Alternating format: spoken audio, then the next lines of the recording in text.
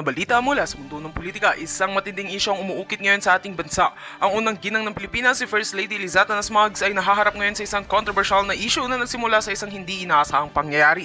Ayon sa mga ulat, nabuking na siya sa isang malaking sabwatan na tila kinakasangkutan ng kanyang asawa, si President Coding ng Norte Jr. at ang International Criminal Court. Isinasangkot sa usapin ng isang di umano'y pagpaplano ng malaking pagkakakitaan gamit ang mga kaganapan sa politika at batas ng bansa. Ayon sa mga whistleblower, may mga hindi pa naihahayag na transaksyon na nag-uugnay kay First Lady Lizata Nasmagds sa mga controversial na gawain. Inamin ng mga source ang mag-asawang Marcos ay sangkot sa mga deal na hindi lamang para sa kapakanan ng bayan, kundi pati na rin sa sariling interes. Ang nakakagulat pa rito, may mga indikasyon na ginagamit ang ICC para sa pansariling kapakinabangan. Hindi na nakaligtas sa mata ng publiko ang mga ebidensyang lumalabas patungkol sa sabwatang ito. Lumikha ito ng matinding reaksyon mula sa mga mamamayan at ang mga oposyonista. Ang mga alegasyon ay ito ay nagbigay ng isang bagong pananaw na may mga hindi hiding motives ang mga Marcos sa kanilang paghatak sa bansa. Ang mga katanungang ito ay tuloy na binabaybayan sa mga investigasyon at inaasahang magdudulot ng matinding epekto sa kanilang posisyon sa gobyerno. Sa kabila ng mga aligasyon, nagsalita naman ng Malacanang na nagsasabing ang lahat ng mga paratang ay walang batayan at walang kinalaman si President Marcos sa anumang sabwatan. Ngunit may ilan pa ring nag-aalala at nagpapatuloy ang pag-usisa. Ano kaya ang magiging kahinatnan ng isyong ito? At yan nga ang mga balitang ating pagkakatutukan, at kung bago ka pa lamang sa aking channel ay huwag kakalimutang mag-like, share and subscribe para updated ka sa aming mga bagong balita dito sa Tatak Pinas.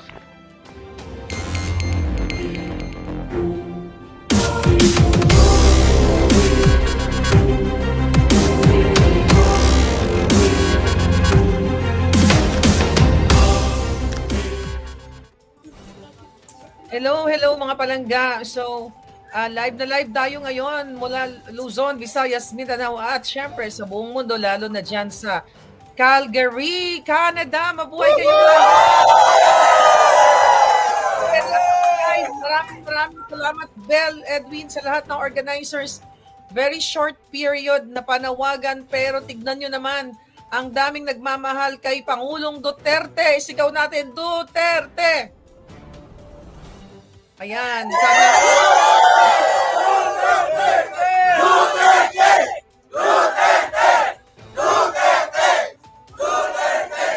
Yes, ibalik natin ang Pangulong Duterte sa Pilipinas, sa ating lupang tinubuan. Kaya naman, nagpapasalamat ang libo-libo, milyon-milyong Pilipino dahil nag-effort po ang Calgary sa inyong lahat. Grabe, kahit ang alam ko malamig dyan ngayon, pero talagang nagbigay kayo ng time. Lahat tayo busy sa buhay para maghanap buhay para sa pamilya. But you guys ay ipinakita ninyo ang inyong pagmamahal, katulad ng mga nasa Netherlands, mga nasa Europa, buong mundo na nagmahal, not only nagmahal kay Pangulong Duterte, pero naramdaman yung kanyang mabuting ginawa na kaayusan sa Pilipinas. So ngayon, yun nga, nakita nyo naman, talagang kinidnap yung ating Pangulo. So kung may makukuha tayo sanang mga speaker dyan na magsalita, alam ko ang dahilan kung bakit kayo nagtipon-tipon, but kailangan natin marinig on a personal note na bakit kayo, kahit sa kabila ng kabisi-bisihan nyo sa buhay po, ay nandiyan kayo ngayon. Talagang umiiyak, nalulungkot, pero nakakatuwa din kasi nga mas nakita ng taong bayan na talagang kidnapping ang ginawa ng bangag na administrasyon sa ating Pangulo. Sabi nga natin, yes, bangag-bangag. Kaya naman, baka Glenn, Bel, may pwede magsalita sa inyong mga leaders dyan para marinig ng ating mga kababayan. Bring PRRD home! Bring PRRD home! Gusto doon yung may mag-speak ka? Okay. Maraming salamat po sa pakikinig. Sa totoo po, hindi po talaga ako mapolitika. Kahit po kami magkaibigan ni Maharlika, alam niya po yan.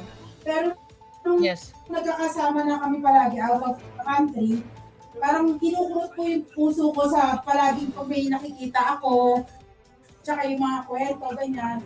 And napatunayan ko po talaga, napakasama po na namumuno. Ayoko umiyak. Pero, hindi ko masikmura. Isa po ako sa mga saksi. Pero, ayoko na lang po talagang tumahimik po ako, pero sabi ko this time, syempre po, sabi nga ni Ate Janet, pag may negosyo ka, tatahimik ka, ayaw mo munang makialam, pero para sa bayan, para sa ating lahat. Maraming salamat po. Yeah. Sige, we have a lot of time. Pareho ninyo at bisibisihan din ako. Pero syempre kailangan natin makipaglaban dahil nakita na natin yung injustice. Ito yung totoong injustice eh. Sige ma'am, go ahead. Okay. No. I want to call Marian. No, I think, okay ka. You have a personal story, di ba? So I think, gusto natin marinig lagi yan. Sige po. Palakpakan naman natin si Ms. Marian. Hello. Nasa Calgary, Canada po tayo. Doon sa mga nakakarinig ngayon. Nasa Calgary, Canada. Na po siya sa ano. Go ahead po. Go ahead ma'am. So, good evening sa lahat. Ngayong hapon. Mayong gabi, may otto, may buntag sa ato. So, my name is Marian. I am from Sub-Saharan planet. I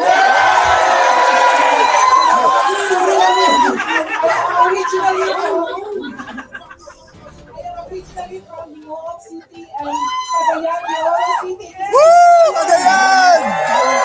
So many 2 or 3 years ago, we went to Malacanang Palace. So we had our personal interaction with the best president of our time. Ngayon talaga. So my dad and my daughter were OFW for 40 years. So thank God my dad won us. He won us sa Region 10 ng Family Model of the Year. So they invited us to go to Malacanang so that my dad can receive the award. So me, my husband, and our 3 kids went home. Talagang super excited. So we went to Malacanang. It was a 3 days event with the president. So we stayed in Holiday Inn and Hilton Hotels. So the moment na pumasok na kami sa Malacanang, it was really parang hindi mo alam yung super happy ka talaga. It was the most happiest experience sa buhay ko, standing in front of the president, shaking his hand, telling him how grateful we are, how thankful we are for his pure and genuine service. So it was really the best moment of our life. Nung nandun na kami, nakapila na ako before my turn, kasi Bisaya ko eh. Sabi ko, gusto ko mag-Bisaya o mag-Tagalog. So when I was about to go near to him, tumutulo na yung luha ko. Pero sabi niya, nakasmile na siya sa akin. So going there, sabi ko, Tay, maraming salamat talaga po sa lahat. So that was the word I spoke to him. And I was holding his hand, talagang ginanon ko. Sabi niya, Ma'am, walang anuman. Basta mag-ingat lang kayo palagi. So talagang naiiyak ako. I wanted to really hug him. Kasi, alam mo yung once in a lifetime lang yun eh. And then, hindi lang ako makapagtagal kasi my mom, my dad, my husband was nasa likod ko. So talagang one in a lifetime lang talaga na experience na nakasama ko siya. And for the past few days, hindi ako nakapasok sa trabaho. I was sick, I was emotionally down. Ang mga anak ko, Mommy, what happened? Sabi, it's hard to explain the word kidnapping. What happened to our president, di ba? So sinabi ko, let's just pray.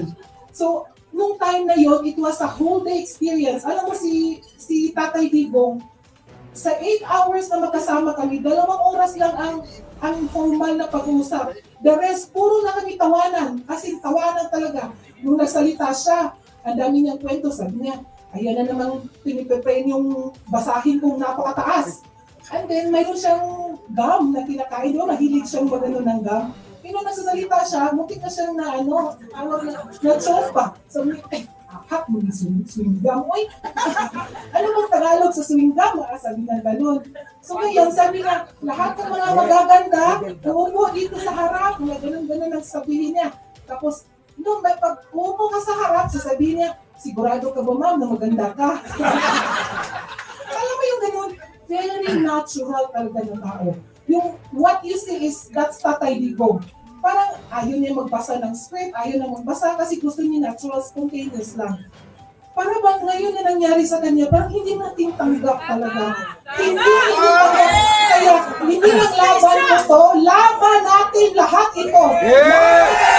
Duterte! Duterte!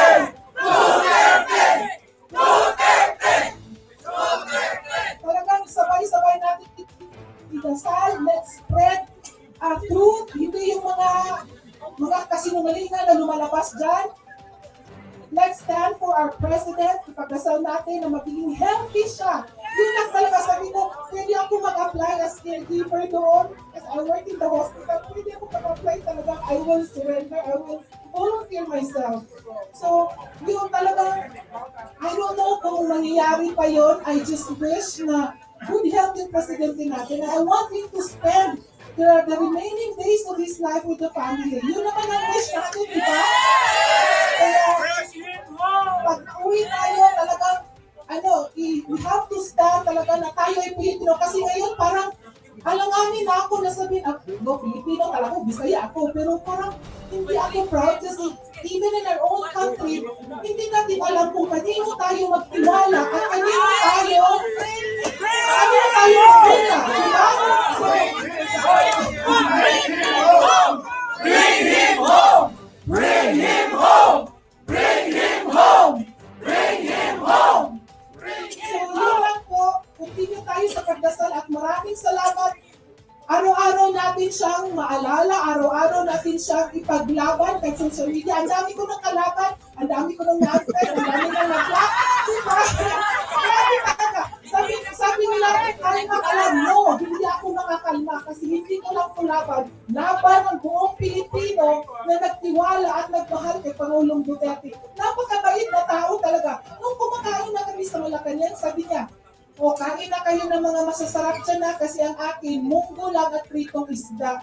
Sabi ko, oh my God, ganun kasimple ang ating presidente. Yeah. So, talagang maraming salamat. Patuloy natin ipaglaban si PRRD, ipauwi natin sa Pilipinas dahil siya ay para sa Pilipino. Maraming salamat po. Tuloy-tuloy lang po kayo dyan sa surgery dahil programa nyo ito na yung program ito.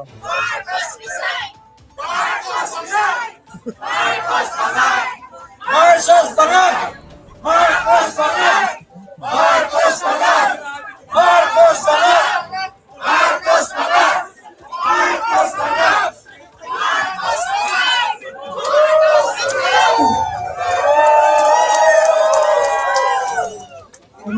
Thank you po mga Lika for joining us live. Grabe. Sige, tuloy-tuloy na. Okay, Tuloy-tuloy lang dahil programa niyo po ito. We have a lot of time. Kung sino pang gusto magsalita, go.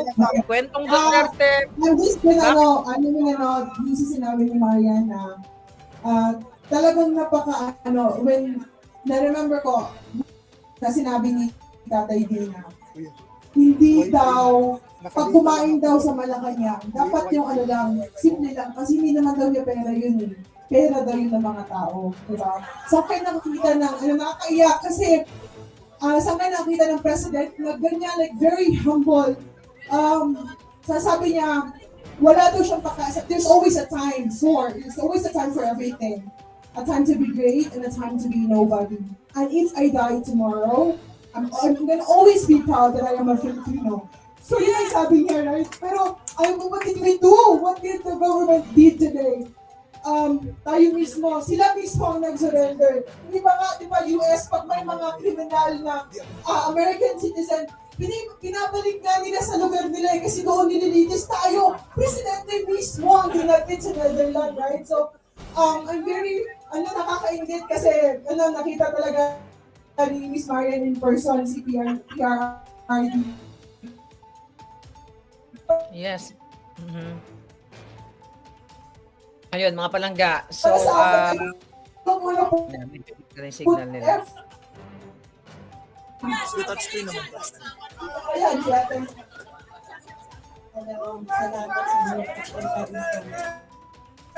Tuloy-tuloy lang kayo palangga kung may gusto pang magsalita. tungkol sa experience sa pagbisita sa Pinakawahan ako mag-share kasi very close na ako sa akin. Salamat kay Ayan. DJ. For introducing me to share na kung nga na nag-code. Ayan. Ayan. So balikan natin sila mga palangga. Nakikita ko naman sila sa backstage. So, yan ngayon ay nagaganap sa Calgary, Canada. At marami pang mga bansa na nagtitipon-tipon para sa pagpapakita ng suporta kay Pangulong Duterte. I'm sorry kung hindi ako nakapag-live. Pagod na pagod talaga ako noon nung time na nililitis ang yung preliminary parang hearing, initial hearing kung saan talagang nadinig natin mga kababayan na nuknukan ng sinungaling itong hinayupak na gobyerno ni Bangag. Dahil dun sa court proceedings ng ICC, narinig mismo ninyo na sinungaling talaga ang mga bangag at nakipagsabwatan nga sa tignan natin kung okay na yung kanilang signal dito sa Bangag Administration. So, Glenn, babalik lang kayo kapag okay na kayo. Pero so far, hindi maganda yung signal nyo. But hanggat hindi maganda yung signal nyo, gusto ko lang ipaalala sa ating mga kababayan, nandinig na dinig natin nung preliminary or initial hearing na hindi totoo yung binibintang ng NPA, Dilawan, Bangagan, Polboronic, Mafia. Nagsama-sama na ang mga nilagpasan pa si Satanas sa mga digimonyohan nila. So you know that already. So tatlong kasalanan, okay? Subukan nating pasimplihin yung ating pag-uusap. Yung tatlong ang inilatag ng ICC na violate daw ni Pangulong Duterte doon sa Rome Statute nila na sinasabi na nagkaroon ng involvement ang Pangulo sa 19 katao simula noong 2011 to 2011 to 2016. Tapos naman simula noong 2016 to 2019 is 24 katao. Dinig na dinig yun na 43 katao ang bilang ng inaakusa nila kay Pangulong Duterte. So, syempre bawat buhay mahalaga. Pero ang sabi nga dyan ng international lawyer na si Harry Roque, List Counsel, tignan natin kung nakabalik sila. Ayan, sige, hold ko muna. Nakabalik na po kayo, mga palangga. And then you took it wrong, and then you against drugs, okay? So I really thank the Lord for it. Okay. Sige. Okay. So, wag mong ito padala kasi baka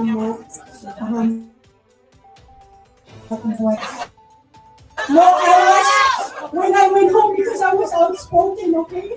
Kasi do not vote at suffering, okay? I was very, very vocal and you know what? Binantaan ang buhay ko nung umuwi ako sa Pilipinas. Pinagalan ako ng bodyguard, hindi ko alam. Continuous ang detalye. Kapatid ko nagkadala ni Ino. Ikaw na. So anyway, cut the story short, fast forward. Yung si Duterte nag-run, I don't know about Duterte, okay? When I heard about him, he said, against drug, okay? I stayed in my room and prayed to God. And people said, oh, he does not want to read. This is very true. My husband can attest to this. Very true that Duterte does not want to run for president. I stuck in my Facebook. I wrote a letter. I didn't realize it was money. What's money? Tino was his company manager. He was on my Facebook. So I wrote him a letter. I said, tell Duterte, a time as such a time as this, God has called him to be the president of the Philippines. So I told him the story of Esther. If you know your Bible, Esther, when the enemy about to kill all the Jews, tinaya niyang buhay niya. Okay? So anyway, Sinagot ng Panginoon yun. So Duterte, the night I prayed, Duterte signed up the next day to become a president. Okay? That's how it started. Okay? Salamat. That's why I support Duterte. Mario Fiesta Calgaria.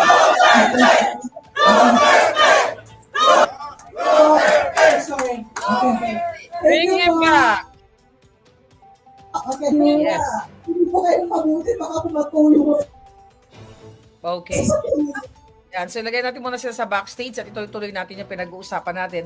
So ngayon nga, 2 days ago, nakita natin na hindi totoo yung sinasabi mismo ng gobyerno ni Bangag na 30,000 katao ang nagurgor sa panahon ni Pangulong Duterte. Kitang-kita ninyo mga kababayan na talagang ipinagkanulo ng mga demonyo, ng mafia na gobyernong ito, ng gobyerno ni Bangag. Kung naalala ninyo, di ba, nung nagkaroon ng Ampatuan Massacre, I believe 58 katao ang nagurgor doon. Isang araw lang. Di ba? At yun ay isang araw lang, compare mo doon sa almost 10 years na binabato kay Pangulong Duterte. Meron talagang nagugurgor, pero hindi 30,000. Ngayon, mga kababayan, kitang-kita ang kasinungalingan ng gobyerno ni Marcos dahil ipinagkanulo talaga nila si Pangulong Duterte at ang numero ay hindi magsisinungaling. Dahil mismo yung judge o yung mga abogado doon sa loob ng ICC na kung saan sinabi nila na 43 lamang ang inaugnay nila kay Pangulong Duterte na ayon kay Spokesman Roque as list counsel ng ICC ay walang jurisdiction ang ICC sa ganyang bilang ng mga biktima. And also, mga kababayan, yung pumunta dyan, siguro nakita nyo naman viral, ano? Nakita nyo naman, nagtitrending yung mga litrato, yung mga larawan na ipinapakita ng mga jutang Jenina dyan sa Hague, yung mga makakaliwang grupo, yung mga mga NPA o kahit dyan sa Pilipinas, ay mga peking ipakita ko lang, ay mga peking nilalang. I think nandito sa natin, sa ating I hope makita nito. Katulad ditong kapopost pa lang natin. Okay? I hope makita nyo. Hindi. We'll do something. Kapopost pa lang natin dito mga kababayan. Okay? Na itong gobyernong ito ay nagbabayad sila ng mga tao kasama ang mainstream media ng mga tao na magpanggap kung na kunwari sila ay biktima ng EJK sa panahon ni Pangulong Duterte. Pero mga palangga, mga kababayan, sila ay hindi totoong mga biktima. Sila ay mga bayaran dahil may mga kamag-anak na nagsasalita na yung mga pinakita mga litrato doon. Right, tignan natin to mga kababayan. Alright, yan na, ayan, nakita niyo ba yan? Alright, okay, katulad nito. Tinranslate natin yan. Yan ang dinala nila sa ICC. Ayan, yung picture ng batang yan. Anong sabi dyan? Sino ang babaeng, tinranslate na natin, kaya sabi ko, huling-huli ang galawang Bangag at Sambuatang NPA, Dilawan, mainstream media, at Marcos Mafia Polboronic Administration. Sino ang babaeng may hawak? Sabi ng nag-post si Kisha Karen Pangonon. Sabi niya, sino ang babaeng yan? May hawak ng picture ng aking pinsan. Magkano ang binayad sa'yo ng Marcos te? Hindi siya biktima sa war on D. He was gurgor, sabi niya, he was gurgored by a criminal out of jealousy. Wala siyang kinalaman sa kahit anong drug-related operations. Yung kaibigan niyang babae na may lalaki, ay pinagsilosan siya. Kaya siya binangbangbang nung lalaki. Bakit? Kasi gwapo na back si Aldrin. Ngayon, bakit ginawa niyo ng kwento ang pagkamatay niya? Nakita ko na lang na umabot na sa dahig ang picture niya, dala ang kasinungalingang narrative. Sino ang babaeng may hawak sa picture ng aking pinsan? Ano ang kinalaman mo? Magkano ang binayad sa'yo? Tama ng kasinungalingan, malinaw na marami sa mga nagrarally dyan ay puro scripted lang ang kwento. Anong drama to? Ano to? Halata na masyadong binabayaran ang iba sa inyo para magsinungaling. For the record, nakuha na namin ng hustisya para kay Aldrin. Ang mga gumurgur sa kanya ay nagurgur na rin dahil nakakita ng katapat sa kanyang pagkasiga. Wala siyang kinalaman sa inyong drama. Kaya tigilan na ang paggamit ng kanyang pangalan. So, yun na nga mga kababayan. Sila ay hindi lang yan. Marami yan. Maraming naglabasan yan na mga information. Alright? Na talagang itong ano na to, itong bangag na itong gobyernong ito ay puro talaga kasinungalingan. Alright? So ngayon, okay, tingnan natin to. Okay. Tingnan pa natin. Tingnan natin yung mga na-post natin in the past. Ayan. So, papakita lang natin, huling-huli. Ayan, si Inday. Siya nga pala, you follow Buljaka na, kasi kung wala tayong video, nagpo-post ako dito. Ang dami pong mga kasinungalingan ni Bangag Jr. Ayan, proof of betrayal ni Marcos Jr. Ipakita lang natin yan. Napaulit-ulit niya. Ayan, sinasabi ko nga, ito yung ebidensya na katunayan na merong kasulatan na pumirma si Bangag. Okay, dito, nagsulat pa kay Inday Sara during that time na hindi siya manghihimasok o hindi niya hayaang manghihimasok ang ICC at hindi niya ipagkakanulo ang ating dating presidente. So again, mga kababayan, kitang-kita ninyo kung gaano kawalang hiya ang gobyernong ito. Kaya naman parami ng parami ang mga naninindigan. We stand with PRRD. Yang mga ito.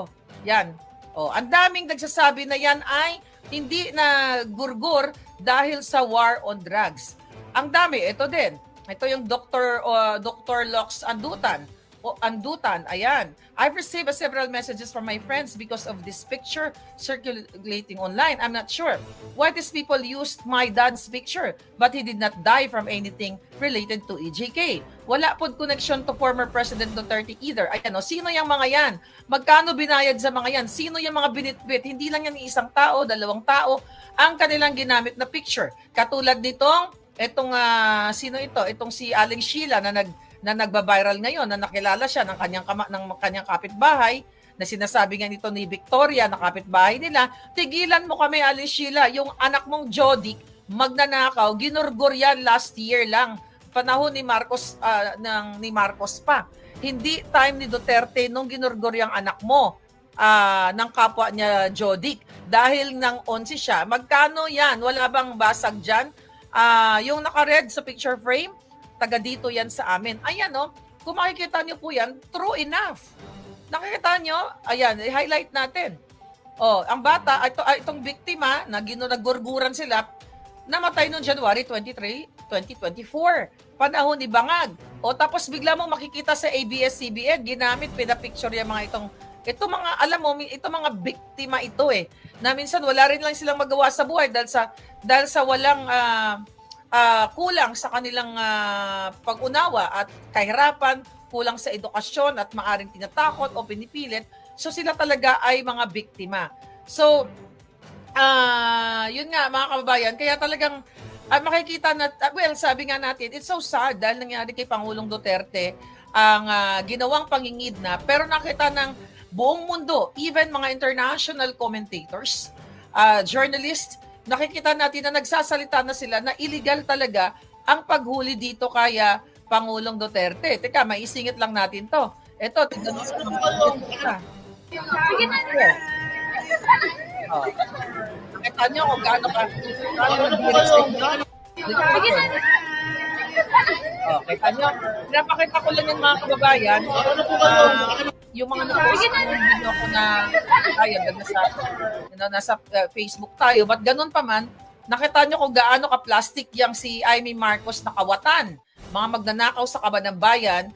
Tignan nyo, diring-diri sa inyo, kaya manahimik na, kung ako sa inyo, manindigan kayo dahil tae ang tingin nila sa inyo. Wala nang puwang ang mabuhay sa Pilipinas kung Bangag pa rin ang presidente ninyo. Even yung mga bata na yan, tignan mo, nagkakantahan ang kanta dyan, bangag-bangag. Tignan natin. Anong sinasabi dyan?